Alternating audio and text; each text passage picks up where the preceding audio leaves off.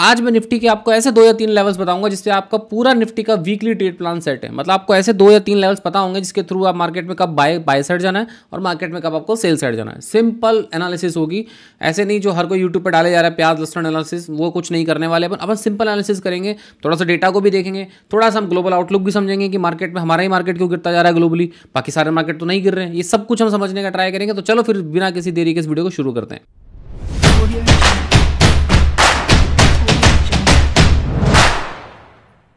Hello traders, welcome back to my YouTube channel. My name is Gaurav Sharma. तो चलो इस weekly analysis में समझते हैं कि ग्लोबली इंपैक्ट हमारे मार्केट पे क्या क्या हो रहा है। तो जो सबसे पहला इंपैक्ट जो इंडियन इकोनॉमी पे होने वाला है या पड़ रहा है करंटली, देवियों सज्जनों वो आपके सामने है। तो वो पहला है, जब मोदी जी ट्रम्प से मिलने गए तो वहाँ पे कुछ बातचीत हुई, तो मैं मार्केट के कॉन्टेक्स्ट में क्या क्या हुआ सिर्फ मैं वही बातें करूँगा।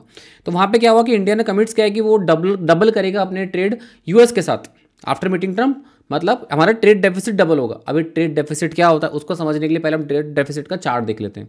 तो ये है हमारा ट्रेड डेफिसिट। ट्रेड डेफिसिट मतलब कि हम इंडिया से यूएस को कितना एक्सपोर्ट करते हैं और हम यूएस से इंडिया में कितना मंगाते हैं। इन दोनों के डिफरेंस को ट्रेड डेफिसिट बोलते हैं। मतलब ये 85 बिलियन के आसपास तो हम एक्सपोर्ट करते हैं और 41 बिलियन के आसपास हम इंपोर्ट करते हैं। तो हमारा ट्रेड डेफिसिट प्लस में चलेगा ना, कि हम 40 बिलियन से प्लस में चल रहे हैं। तो ये हमारी इकोनॉमी के लिए हेल्दी होता है कि हम एक्सपोर्ट ज़्यादा कर रहे हैं, इंपोर्ट हम कम कर रहे हैं। अब अगर यदि यूएस क्या करता है कि we are just going to say whatever you charge we charge, मतलब कि इससे जो हमारे प्रोडक्ट्स है, जैसे हमारा पैकेजिंग मेडिकल्स है, ब्रॉडकास्टिंग इक्विपमेंट है, डायमंड है, ज्वेलरी, जो कि हम सबसे ज़्यादा एक्सपोर्ट करते हैं यूएस को, उसके ऊपर टैरिफ लगना स्टार्ट हो जाएंगे। तो ये प्रोडक्ट्स क्या होंगे, यूएस मार्केट के लिए महंगे हो जाएंगे। तो वहाँ के लोग क्या करेंगे, वहाँ पे मेड इन अमेरिका खरीदेंगे ना कि मेड इन इंडिया प्रोडक्ट खरीदेंगे।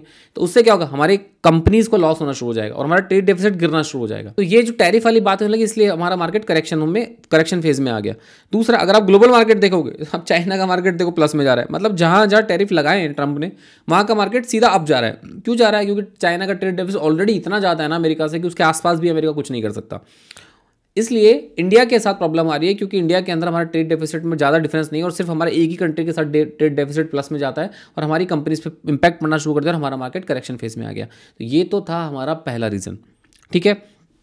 बट ट्रंप और मोदी जी के बीच में जो बातचीतें हुई हैं, उसमें ऐसा डिसीजन हुआ है कि वो म्यूचुअल अंडरस्टैंडिंग से टैरिफ डिसाइड करेंगे कि किस पे टैरिफ लगाना चाहिए और किस पे नहीं लगाना चाहिए। जिससे क्या होगा कि हमारे इंडिया और यूएस के साथ रिलेशन हेल्दी रहे। जैसे कल यूएस की जो विस्की है ना, उसके ऊपर इंडिया ने टैरिफ हटा दिया है, कम कर दिया। तो ऐसे म्यूचुअल अंडरस्टैंडिंग से हम टैरिफ में बातचीत करेंगे और हमारा ट्रेड डेफिसिट थोड़ा कंट्रोल में रहेगा। ये हमारे लिए अच्छी चीज़ें हैं। सेकंड, अगर हम DXY को देखें तो DXY में आपको लास्ट वीक एनालिसिस में बोला था कि जब भी DXY नीचे गिरना शुरू हो जाए तो आप समझ लेना आपका मार्केट ऐसा सपोर्ट रेंज में आ चुका है या मार्केट में बाइंग आने वाली है। क्योंकि ये हमारी इकोनॉमी के लिए अच्छा होता है। डॉलर जितना मतलब स्टेबल रहेगा उतना अच्छा है ना। अगर डॉलर स्ट्रॉन्ग होता जाएगा तो हमारा रुपीस गिरता जाएगा और हमारा रुपीस गिरेगा तो हमारे लिए प्रॉब्लम है। अभी अगर आप डॉलर इंडेक्स को देखोगे तो लास्ट सपोर्ट के नीचे ब्रेकडाउन करके नीचे की तरफ आ रहा है। अगर थोड़ा सा और नीचे आ जाता है तो हमारी इकोनॉमी में थोड़ा सा बाउंस मिलेगा, मतलब हमारा निफ्टी थोड़ा सा अप साइड में जाना मूव कर देगा, ठीक है। तीसरा, अगर यदि हम जाके देखें तो FIDS का डेटा हमें क्या बोल रहा है कि कैश मार्केट में उन्होंने अभी भी सेलिंग की है। रुक ही नहीं रहे हैं भाई साहब, ये लगातार कंटिन्यू सेलिंग करते ही जा रहे हैं। तो उन्होंने अभी भी सेलिंग की है। अगर इनका फ्यूचर का डेटा देखें, फ्यूचर एंड ऑप्शन का डेटा, तो जैसा मैंने आपको कहा था ना कि अगर यदि ये नंबर्स कम होना शुरू हो जाता, समझना मार्केट एक होल्ड पोजीशन में आ गया। बट ये नंबर कम नहीं हो रहा है यार, इसे कंटिन्यूसली होल्ड कर रहा है। देखो, अगर आप फ्राइडे के सेशन को देखोगे तो 1.84 से यहाँ पे कितना हो गया, 1.89 लाख। मतलब और इन्होंने बढ़ा दिया 40,000 से फ्यूचर के शॉर्ट। तो ये अपनी शॉर्ट की पोजीशंस बढ़ाए जा रहे हैं। और रिटेलर्स क्या करते हैं, रिटेलर्स लॉन्ग होते हैं यार। ये रिटेलर्स का डेटा है, देखो रिटेलर्स कंटिन्यूसली लॉन्ग करते जा रहे हैं। तो अगर यदि इनका डेटा लॉन्ग रहेगा और FIs का डेटा शॉर्ट में रहेगा तो मार्केट क्या करेगा, गिरेगा ही ना। मार्केट ऊपर थोड़ा ना जाएगा, क्योंकि मार्केट कभी रिटेलर्स को पैसा नहीं देता है, सिर्फ स्मार्ट रिटेलर को पैसा देता है। तो आपको ऐसा मोटा मोटा चीज़ समझ में आ गई होगी कि टैरिफ का हमारे इंडिया पे इंपैक्ट कैसे पड़ रहा है और दूसरा DXY का क्या रोल है, दूसरा फ्यूचर एंड ऑप्शन में जो डेटा बना हुआ है उससे क्या इंपैक्ट पड़ रहा है। अब एक बार हम ओपन इंटरेस्ट का एनालिसिस भी कर लेते हैं, उसके बाद मैं आपको निफ्टी के कुछ लेवल्स बताऊंगा जिससे आपको पूरा वीकली ट्रेड प्लान सेट है। तो अगर हम ओपन इंटरेस्ट को देखें तो ये मैंने ओपन इंटरेस्ट लगाया निफ्टी का, हम इसको वीकली एनालिसिस कर रहे हैं तो हम अगले वीक का भी ओपन इंटरेस्ट में ले लेंगे। तो हम 27 फरवरी को चेक कर देते हैं, ठीक है। अब देखो आप कितना इंटरेस्टिंग डेवलपमेंट है। अगर आप अगले वीक का भी ओपन इंटरेस्ट मर्ज कर देते हो, जिसे हम क्यूमुलेटिव वाई बोलते हैं, तो आप देखो 23,000 पे कॉल राइटर पुट राइटर दोनों के दोनों क्या करें, सपोर्ट रेजिस्टेंस दोनों बना के खड़े हुए हैं। मतलब मार्केट ना तो इसके नीचे जाना चाहता है, ना मार्केट इसके ऊपर जाना चाहता है। घूम फिर के मार्केट को यहीं लाना चाहते हैं और अभी हो भी वही रहा है। मार्केट आप देखो नीचे 22,800 पे जाता है, फिर से 23,000 पे आ जाता है, फिर 23,200 पे जाता है, फिर से 23,000 पे आ जाता है। यही तो चल रहा है। मार्केट ऊपर जा रहा है, नीचे आ रहा है, ऊपर जाने चल, लेकिन कहाँ आ रहा है, बार बार 23,000 पे आ रहा है। क्योंकि यहाँ पे ही call writer put writer interested है, यहीं वो चाहते हैं कि मार्केट यहीं पर एक्सपायर हो अगले वीक तक भी, तो जिससे इनका क्या हो, एट द मनी का स्ट्रगल में इनको बहुत अच्छा खासा प्रॉफिट हो। प्रीमियम ऑलरेडी वैसे महंगे चल रहे हैं, ठीक है। बट अगर यदि मार्केट किसी भी लेवल से स्लिप होता है तो आप देखो कितना बड़ा बड़ा गैप है। सीधा मार्केट कहाँ आ जाएगा, 23,100 पे आ जाएगा, फिर सीधा कहाँ आ जाएगा, 23,300 पे आ जाएगा। अगर यहाँ नीचे की तरफ देखोगे तो देखो सीधा खाई 22,800, 22,800 का सीधा देखो कहाँ पर सबसे बड़ा सपोर्ट बना 22,500 पे। तो गैप बहुत बड़ा बड़ा है, बीच बीच में गैप देखोगे ना बहुत बड़ा बड़ा है, और सेलर्स की पोजीशंस बहुत ज़्यादा हेवीली एक्टिव है, इतने बायर्स की पोजीशन एक्टिव नहीं है। अगर टोटल वाई डेटा देखोगे 2 वीक का, तो भी आप देखो टोटल कॉल वाई चेंज कितना है, 2.5 करोड़ के आसपास है, और पुट वाई कितना है, सिर्फ 98 लाख। आप समझ रहे हो कॉल राइटर्स का डोमिनेंस कितना है, कॉल राइटर्स मतलब बियरिश पोजीशंस का, उनका डोमिनेंस कितना ज़्यादा है। इसलिए मार्केट में बार बार जैसे ही मार्केट अपसाइड में जाता है, करंट फिर से सेल ऑफ आ जाता है, जैसे ही अपसाइड जाता है फिर से सेल ऑफ आ जाता है, ठीक है। तो ओपन इंटरेस्ट के बिहाफ पे आप देखोगे तो आपको हमें 2 चीज़ें क्लियर समझ में आ गई कि मार्केट अभी 23,000 के आसपास ही रहना चाहता है। बट अगर मार्केट 23,000 के ऊपर नीचे कहीं भी जाता है तो मार्केट रेंज बहुत बड़ी बड़ी है कि मार्केट 23,300 भी जा सकता है और मार्केट 22,500 भी आ सकता है। अब यहाँ तक आने के लिए ऐसे कौन से लेवल होंगे जहाँ पर हमें ट्रेड डिसीजन लेना चाहिए कि भाई साहब ये लेवल ब्रेक होता था मैं सेल साइड में जाऊँगा और ये लेवल ब्रेक होता था बाय साइड में जाऊँगा। तो चलो हम निफ्टी का चार्ट लगाते हैं। अगर आप निफ्टी में फ्राइडे का सेशन देखोगे तो मार्केट ने क्या किया, पहले वही सेम 23,000 से रिजेक्ट हुआ और फिर नीचे की तरफ आके कंटिन्यूसली 22,800 सपोर्ट लिया और फिर ये ऊपर चले गया।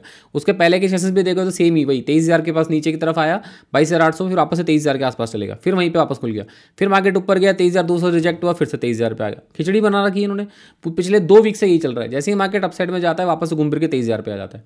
तो अब हमें क्या करना है, ऐसे कौन सा लेवल है जो हमको इसमें काम करेंगे। तो देखो सबसे जो की लेवल है ना हमारे लिए मार्केट के अंदर वो है 22,800। ये तो आपको भूलना ही नहीं है, ये तो अपना कॉपी नोटबुक आपका डेस्क आपका लैपटॉप कहीं भी स्टिकर बना के लगा दो कि जब भी मार्केट इस 22,800 के नीचे के आसपास आएगा, सस्टेन करना शुरू कर देगा 5-10 मिनट, तो हमें क्या करना है, डायरेक्टली शॉर्ट मारना है 22,600 के लिए और 22,300 के लिए। ये इतने बड़े बड़े लेवल्स में क्यों देना, क्योंकि वीकली एनालिसिस है। बस इसके नीचे आते ही आपको सेल ऑन राइज में कन्वर्ट हो जाना है। जैसे ही मार्केट 22,800 नीचे सस्टेन करे आपको नीचे सेल ऑन राइज में कन्वर्ट हो जाना है। क्यों हो जाना है मैंने आपको ओपन इंटरेस्ट में दिखा दिया कि मार्केट कहाँ तक जा सकता है, सीधा सीधा 22,500 तक। तो 22,500 तक जा सकता है, तो हमारे पास ये लेवल होने चाहिए कि मार्केट जब 22,800 को ब्रेक करेगा तो कहाँ जाएगा, 22,600 के आसपास, 22,300 के आसपास, क्योंकि वहाँ पे ओपन इंटरेस्ट क्रिएट हुआ है, ठीक है। अब बाई साइड का देखते हैं। बाई साइड में क्या हो रहा है, अगर आप ध्यान से देखोगे तो मार्केट बार बार सेम ही लेवल के आसपास अक्यूमुलेट कर रहा है, जो कि ये 23,000 का लेवल। तो जब कभी भी मार्केट 23,000 के लेवल के ऊपर निकलता है, जैसे ये निकला था यहाँ पे, बट यहाँ सस्टेन नहीं किया, इसी लेवल से रिजेक्शन ले लिया। तो अगर मार्केट 23,000 के ऊपर निकलता है, आपको वेट करना है। मार्केट 23,200 के ऊपर जैसे ही एक भी 15 मिनट की कैंडल हेल्दी सी बना देता है, आपको बाय ऑन डिप बन जाना है। अभी यहाँ बाई कर सकते हो जब 23,000 के ऊपर निकलता है, तो मैं आपको लेवल बताऊंगा बीच में, इस 23,000 के और 23,300 200 के बीच में ऐसा कौन सा लेवल है जहाँ पे आप छोटा मोटा स्केल बाई का कर सकते हो। बट मैं आपको मेजर व्यू बता रहा हूँ पहले। अगर मार्केट 23,000 को ब्रेक करके निकलता है अप साइड में, तो आपको वेट करना है क्या मार्केट 23,200 पे सस्टेन कर रहा है। अगर मार्केट 23,200 पे सस्टेन कर जाता है तो फिर हमको बाय ऑन डिप हो जाना है कहाँ तक के लिए, 23,300, 23,400 के लिए, 23,700 के लिए और सो ऑन आगे अप साइड के लिए, ठीक है। तो जब कभी भी मार्केट 23,000 के ऊपर निकलता है तो आपको क्या करना है, वेट करना है इस लेवल का 23,080। अगर मार्केट इस लेवल के ऊपर एक भी 5 मिनट की कैंडल सस्टेन कर जाता है तो हम क्या कर सकते हैं, बाई कर सकते हैं। कहाँ के टारगेट के लिए, 23,200 के लिए। 120-130 पॉइंट का ट्रेड सीधा डायरेक्टली मिल जाएगा और इसके ऊपर जाता है तो वैसे भी हम बाय ऑन डिप हो जाएंगे। सिंपल। तो ये एक शॉर्ट टर्म लेवल है मंडे के लिए। अगर मार्केट इसके ऊपर निकलता है तो हम बाय ऑन डिप करेंगे, और अगर यदि मार्केट 22,800 के नीचे निकलता है तो हम सेल ऑन राइज करेंगे। बहुत सिंपल सी एनालिसिस है, कुछ हार्ड एंड फास्ट रूल नहीं है। बहुत 2-3 लेवल है हमारे पास। पहला लेवल है हमारा 23,080 का लेवल, इसके ऊपर जाते हैं हम बाय साइड जाएंगे कहाँ तक के लिए, 23,200 के लिए, और मार्केट उसके ऊपर जाता है तो फिर हम बाय ऑन डिप करके मार्केट को एक्यूमुलेट करते हुए ऊपर ले जाएंगे और हमारे सारे डिसीजन बाय साइड के रहने वाले हैं। बट अगर मार्केट नीचे ब्रेक करके 22,800 को जाता है तो फिर हमारा अगला लेवल होगा 22,600 का, 22,300 का। इसमें बीच में हमें किसी लेवल की नीड नहीं है, क्योंकि जब भी मार्केट इसके नीचे गिरेगा सीधा शार्प फॉल करना शुरू कर देगा। क्लियर। तो ये थी हमारी वीकनेस एनालिसिस, जिसमें हमें ये समझ में आया है कि FIJs का डेटा किस साइड पे बना हुआ है, ग्लोबली हमारे ऊपर क्या इंपैक्ट पड़ रहा है, DXY भी हमारे फेवर में आ चुका है। तो इस सबको मिक्स करके अगर आप देखोगे तो मेरा व्यू मंडे के लिए थोड़ा सा बुलिश है। अगर मार्केट 23,080 के ऊपर निकलता है तो मेरा व्यू थोड़ा सा बुलिश है। बट अगर मार्केट नहीं जाता है और 22,800 नीचे जाता है तो एज यूजुअल मैं सिर्फ शॉर्ट शॉर्ट चला जाऊँगा। बट अभी मुझे थोड़ा सा डेटा स्ट्रक्चर को देख के और थोड़ा सा ग्लोबल सेंटीमेंट को देख के लग रहा है कि मार्केट मंडे के लिए थोड़ा सा बुलिश हो सकता है। मेरा बायस नहीं है बुलिश, बस हो सकता है। अगर होता है तो मैं बिंदास यहाँ पे 23,000 से बाइंग साइड जाने का प्लान करूंगा। बट अगर मार्केट डाउन साइड में जाता है तो फिर 22,800 के नीचे मैं शॉर्ट साइड का ट्रेड प्लान करूंगा। तो अगर आपको आज की वीडियो से कुछ भी चीज़ नया सीखने को मिला हो तो प्लीज़ उसे कमेंट सेक्शन में बताना कि आपने आज इस वीडियो से क्या सीखा। तब तो आपका भाई इस तरह की मेहनत करेगा, अदरवाइज अपन यूट्यूब पर तो है नहीं बंद कर देंगे। ठीक है, चलो अगर वीडियो पसंद आए तो लाइक करना, कमेंट करना, सब्सक्राइब करना। मिलते हैं किसी दूसरे वीडियो के अंदर। Bye bye.